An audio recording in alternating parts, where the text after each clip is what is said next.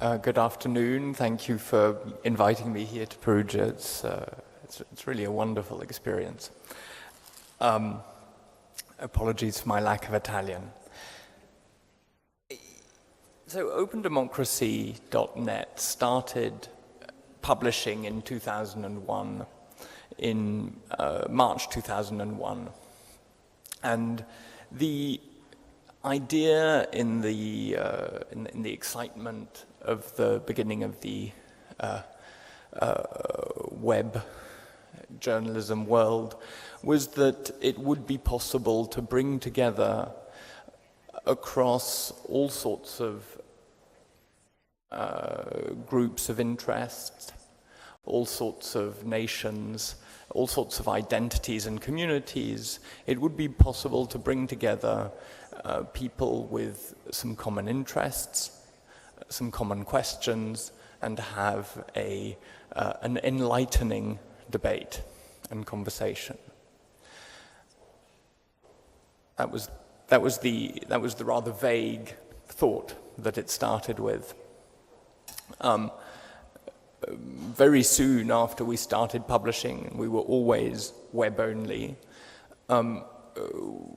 We had an event of huge global impact, which was 9/11. And actually 9/11 did a lot. Firstly, it made, there was suddenly an issue there which was utterly dominating, utterly divisive, and completely global. And in a sense, we haven't yet come out of that phase, I think. And the original dream of a participative global public sphere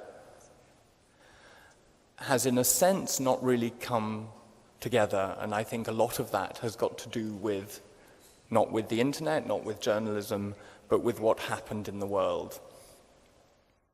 The philosophy on the site still reflects that dream of a global conversation.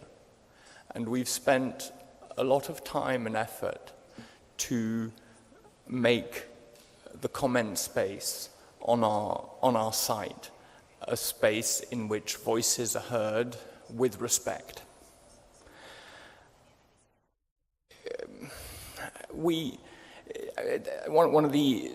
I suppose that, so I think that we've achieved a certain amount, but at the same time we have to recognize that I think there are some really hard questions which the attempt to create a space for global conversation, that attempt has not been a success on the scale that we envisaged. And I think there's some important questions that should come out of that. I suppose, to my mind, the biggest one, which relates to citizen journalism as a whole, is the balance in that label between the citizen and the journalist. A citizen has power, and has power not through voice, and certainly not primarily through voice, but through politics and political institutions and action. And I think that we came to, of course, the newspaper, the agora, if we look just up the road there, that wonderful square with the pulpit where the priest will come out and deliver the voice. All these, we have an idea of what the voice of what journalism is that comes out of a context which was a political and institutional context. So in other words, journalism fitted into a working, sometimes not well working, but working political system. With the arrival of the internet, we suddenly had a globalizing tool, but without very much of those globalizing political institutions. And so why has a publication like openDemocracy, and there are several others, Global Voices, of course, why have these publications not had the impact, power, influence of, let's say, the global media creations like The Economist? My proposition would be that The Economist represents a sphere of action, the sphere of trade and finance, and that openDemocracy and Global Voices and many other progressive global citizen journalism represent a desire for a sphere of action, but no sphere of action, or very little. And therefore, the world that we are in is a world in which we're left with, what does the voice do when it doesn't have power? Well, it can ask for power, and a lot of progressive media is exactly that. It asks for power. It can give people a sense of confidence. It can also be a metaphor for the way in which our global public sphere ought to be, but is not. And let me just wrap up these thoughts with an image that I had very strongly when I happened to be in New York just in the days before the Occupy protest was disbanded. And I went to quite a few of the meetings that Occupy was having, not just at Zuccotti Park, but in the various buildings around.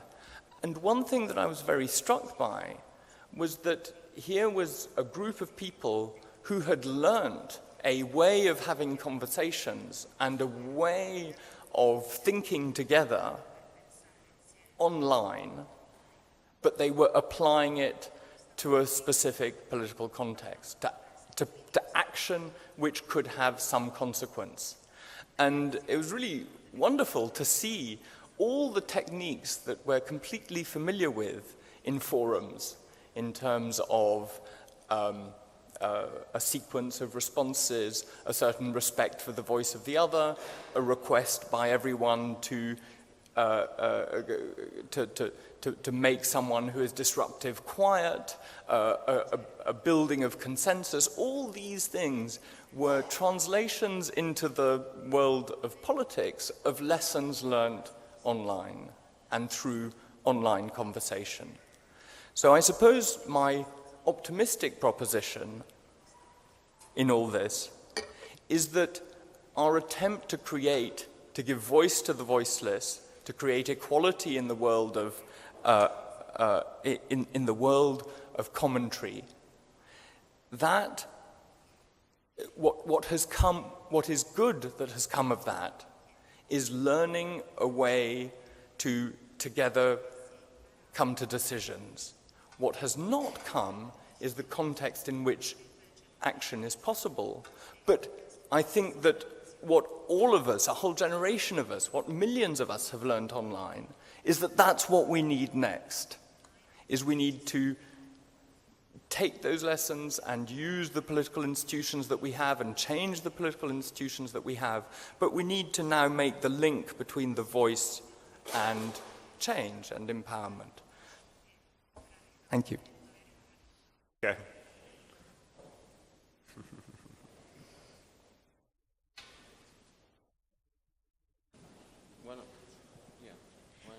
I'd like to ask particularly to Tony.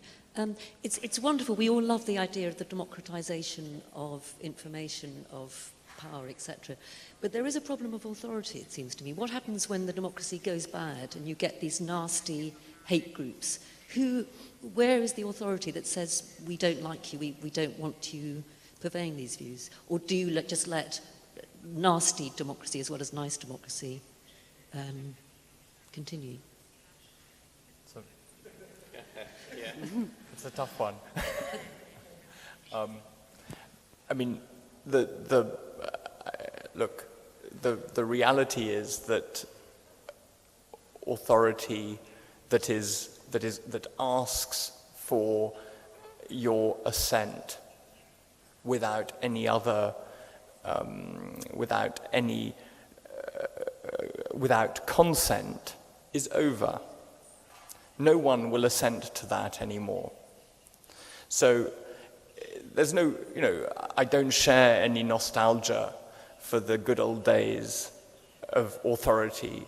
But even if you had that nostalgia, you have to recognize that the modern project has been, for several hundred years now, one in which we impose our order. We create our order. We are the creators of our order. That it is the position of power, and of course that power has been abused, and abused in appalling ways. I think that